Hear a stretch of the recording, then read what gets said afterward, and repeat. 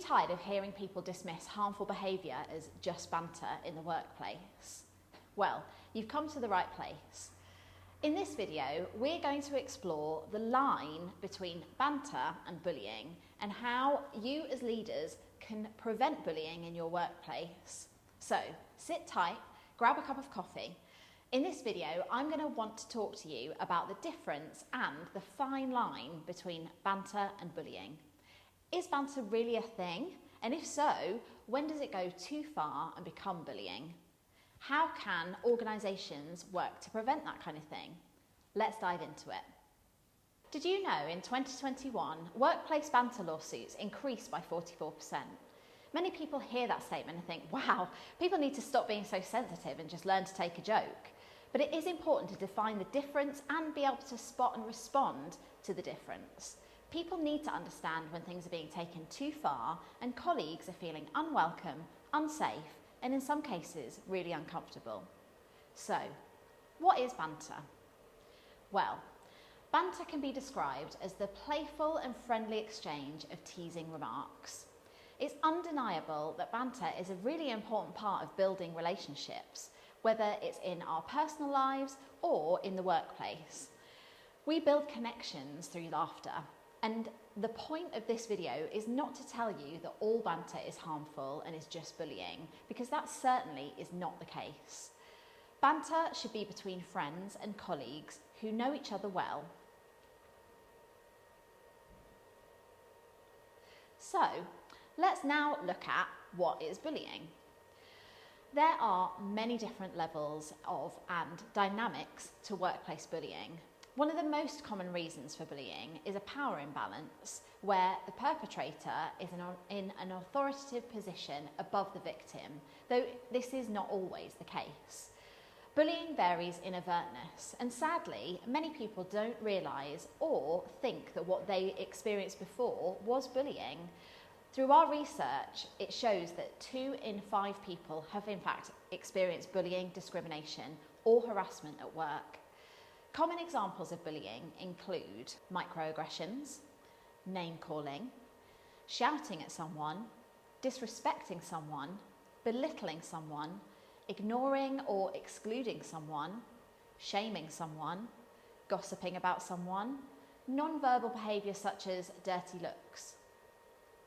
However, other known forms that some people might not realise include things like deliberately overloading someone with too much work, purposefully withholding information from someone, giving non-constructive criticism and nitpicking, undermining someone, micromanaging or coercive behaviour, treating someone unfavourably compared to others. Whilst bullying and banter are both not unlawful per se, if they are also found to be discriminatory based on protected characteristics or constitute harassment, they can be under the Equality Act of 2010. Banter versus bullying. One of the biggest problems HR has when it comes to dealing with bullying allegations is when someone insists that it is just banter.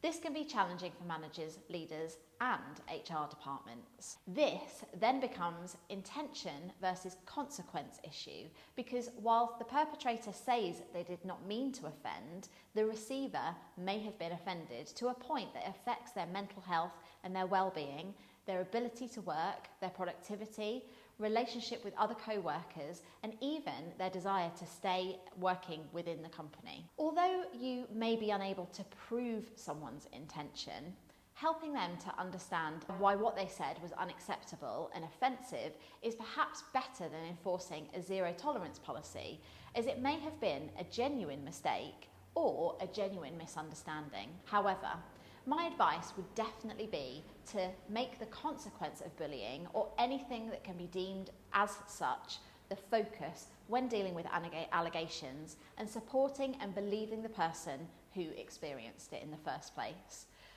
Banter is often a really important part of building relationships with people both in and out of work, connecting through laughter and fun.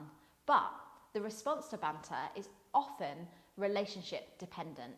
How well do you know the person to make that joke? How to deal with bullying in the workplace? Be clear on your policies. Bullying isn't against the law, but having an anti-bullying policy in place is still vital, as the bullying may be discriminatory or harassment, which are, in fact, unlawful. Be clear on what bullying is. If the definition of bullying is laid out, there is no excuse for people not to know. List examples of bullying behaviour and signpost further information on some of them. This includes defining banter and making sure that the people within your organisation know when that crosses the line into bullying. It's really important to be clear on how people can report it. Some people don't know who or where to report to within an organisation. Maybe that's because they don't know if it's deemed to be serious enough. They don't think it will be taken seriously if they say something. They won't be believed, or because they fear the repercussions of speaking up. This is why we hang our hat on the power and the benefits of having an anonymous reporting route.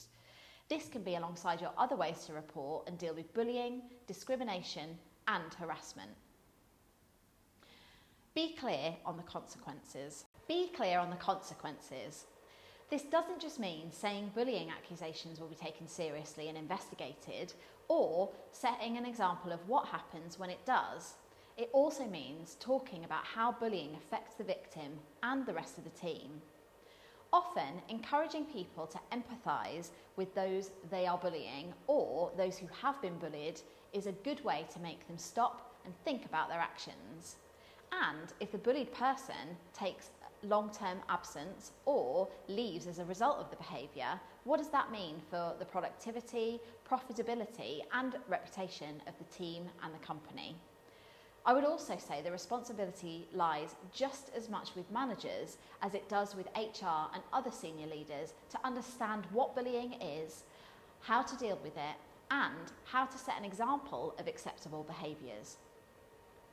At Culture Shift, our research shows that 2 in 5 people have been bullied, discriminated against at work, or harassed.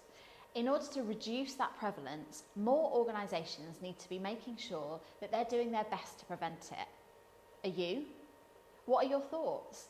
Do you think that banter should be more clearly defined and monitored? Let me know in the comment section below. I hope you found this video insightful. For more advice on improving your workplace culture and more, be sure to like this video and subscribe to the channel, and check out our other videos. See you next time.